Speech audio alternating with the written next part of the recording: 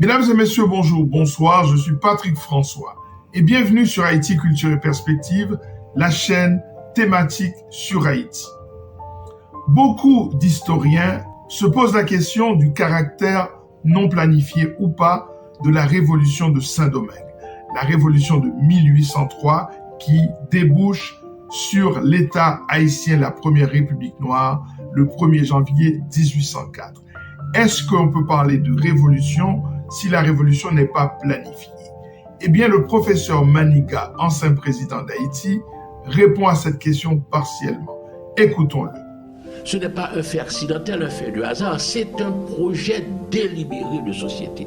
Et quand on parle de projet révolutionnaire de la société haïtienne, il faut bien se rendre compte que ce projet porte sur 3 points essentiels. D'abord, ce projet est d'abord un projet de société, c'est-à-dire ce projet vise à la qualité d'une organisation sociale. Ensuite, ce projet porte sur une vocation que le pays se donne, vocation, signification de l'indépendance et vocation internationale. Et enfin, ce projet comporte un postulat d'un ordre international nouveau. C'est extraordinaire. Continuons donc notre voyage dans l'histoire d'Haïti à travers le contexte qui a précédé la révolution d'Haïti de 1803-1804. Parlons-en sur la chaîne Haïti Culture et Perspective, la chaîne thématique sur Haïti.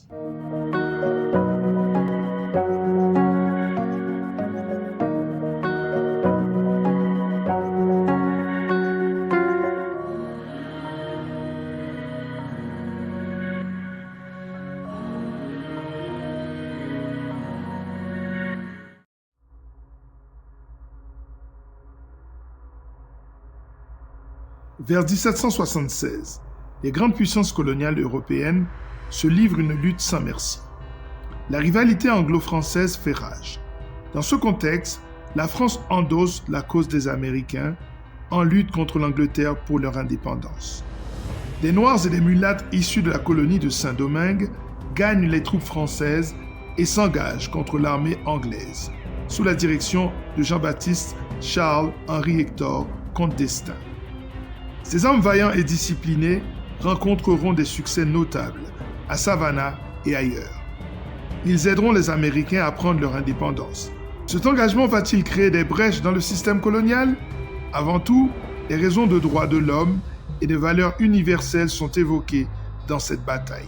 Cela peut-il donner des idées à Saint-Domingue? Surtout que ces quelques hommes viennent de montrer qu'ils peuvent tenir tête à une armée impériale telle que l'armée anglaise. Au fond, ils diront « Et si on refaisait chez nous ce qu'on a déjà fait chez les autres ?» Savannah sera donc déterminant pour la suite.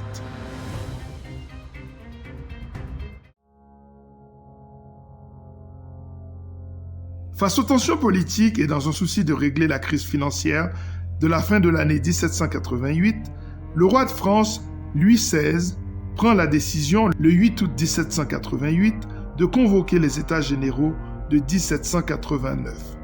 Une consultation prévue pour la période du 5 mai au 27 juin. Il s'agit là des 36e et derniers États généraux du Royaume de France, donc de l'Ancien Régime. Cette occasion est saisie par certains acteurs de Saint-Domingue, tels que les affranchis libres, de faire connaître leurs doléances. On verra dans une prochaine vidéo les implications de ces actions. On verra comment cette tribune des États généraux et de l'Assemblée constituante va permettre aux différents lobbies de s'exprimer. Les colons négriers, membres du club Massiac d'abord, les mulâtres et leurs alliés au sein de la Société des citoyens de couleur ensuite, et enfin la Société des Amis des Noirs, représentant les doléances anti-esclavagistes. C'est le schéma le plus abouti d'expression de la guerre des lobbies en cette fin du XVIIIe siècle. D'autant qu'un événement majeur va changer le destin de la France, mais aussi de Saint-Domingue, sa colonie la plus prospère.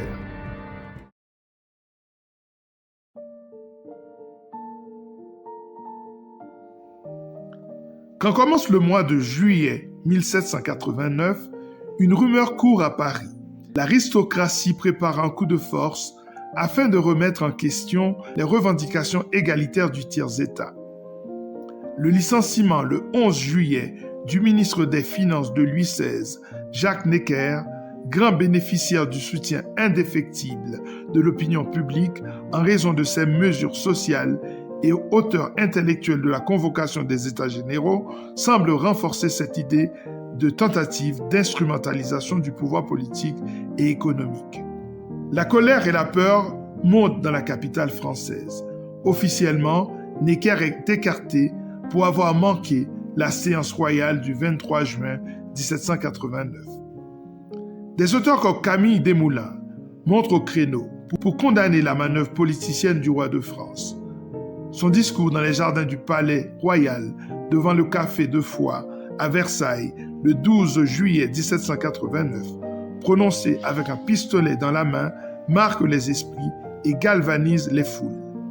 Ainsi, les paroles suivantes appartiennent à l'histoire. Monsieur Necker est renvoyé. Ce renvoi est le tocsin d'une Saint-Barthélemy des Patriotes. Ce soir, tous les bataillons suisses et allemands sortiront du Champ de Mars pour nous égorger. Il ne nous reste qu'une ressource, c'est de courir aux armes et de prendre des cocardes pour nous reconnaître. Et 2 jours plus tard, le 14 juillet 1789, le tiers-État qui réclame plus de droits et la fin de l'assujettissement au pouvoir du clergé et de la noblesse se soulève et procède à la prise de la Bastille, symbole de l'absolutisme du roi et de sa cour. C'est la Révolution française et la victoire des insurgés.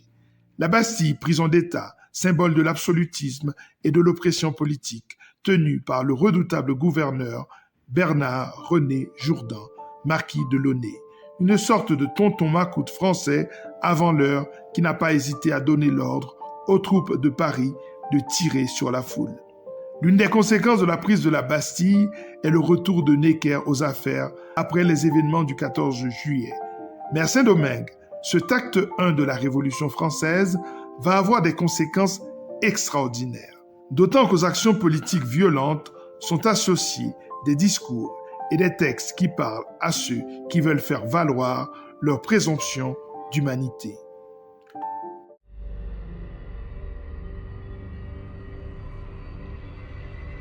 Le 26 août 1789, l'Assemblée constituante formée par la réunion des États généraux, afin de rédiger une nouvelle constitution, rédige un texte majeur, la Déclaration des droits de l'homme et du citoyen. Un texte auquel une émission a déjà été consacrée sur notre chaîne, tant il allait être important pour l'histoire de la démocratie moderne. En effet, ce texte sortira en quelques jours seulement de la plume de 5 députés. Jean-Nicolas Desmeuniers, César Guillaume de la Lucerne, François-Denis Tronchet, Honoré Gabriel Riquetti de Mirabeau et Claude Redon. Les articles sont ratifiés un par un du 20 au 26 août 1789. Le texte est inspiré en grande partie de la Déclaration de l'indépendance américaine de 1776 et de l'esprit des philosophes des Lumières. Cette Déclaration des droits de l'homme et du citoyen de 1789 marque le début d'une ère politique nouvelle et va remuer la colonie de Saint-Domingue en posant une question fondamentale. Qui sont les hommes?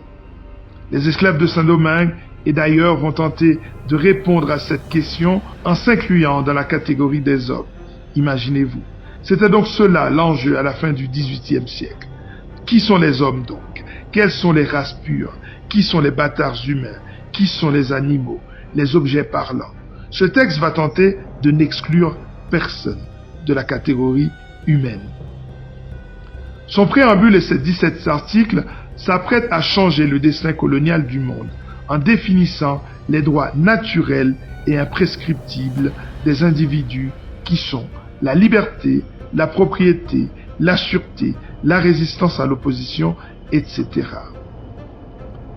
Ils reconnaissent l'égalité devant la loi et la justice, et ils affirment le principe de la séparation des pouvoirs. Les bases pour une société nouvelle sont donc posées, surtout le premier article qui jette un pavé dans la mare en proclamant que les hommes sont libres et égaux. L'article 2, lui, proclame les droits naturels de l'homme, tranchant un vieux débat datant de la Renaissance avec Bartholomé de Las Casas et l'école de Salamanque. Avant-gardiste, cette déclaration délimite la liberté individuelle et la place là où se termine celle des autres.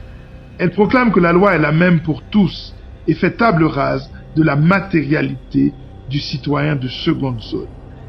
Libérale, la déclaration proclame, dans son 17e et dernier article, le principe de la sacralité et de l'inviolabilité du droit de propriété.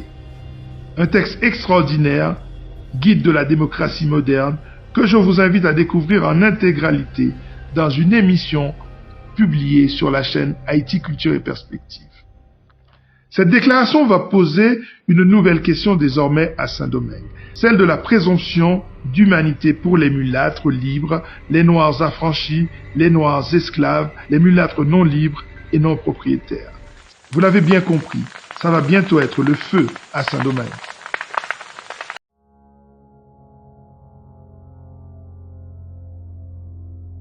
Tous les événements politiques, convocation des États généraux, le réveil du tiers-État, l'établissement de l'Assemblée constituante, la révocation du ministre Necker, la prise de la Bastille, la Déclaration universelle et les événements géopolitiques, affaiblissement de l'Angleterre, les rivalités franco-espagnoles, l'indépendance des États-Unis, tous ces événements vont avoir des échos, voire des conséquences majeures à Saint-Domingue, dont les conditions sont réunies également pour une révolution.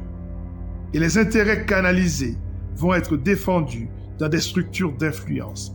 Le club Massiac pour les colons blancs, la Société des citoyens de couleur pour les mulâtres, la Société des amis des noirs pour les esclaves. Une guerre véritable, rhétorique et politique va commencer entre les trois instances d'influence. Et au bout de cela va se jouer le destin de Saint-Domingue, colonie extrêmement riche qui flaire pourtant l'odeur d'une révolution majeure. Continuez à vous abonner à cette chaîne pour poursuivre ce grand voyage dans l'histoire d'Haïti, ce voyage absolument fascinant. Prenez soin de vous, à très bientôt. Ciao.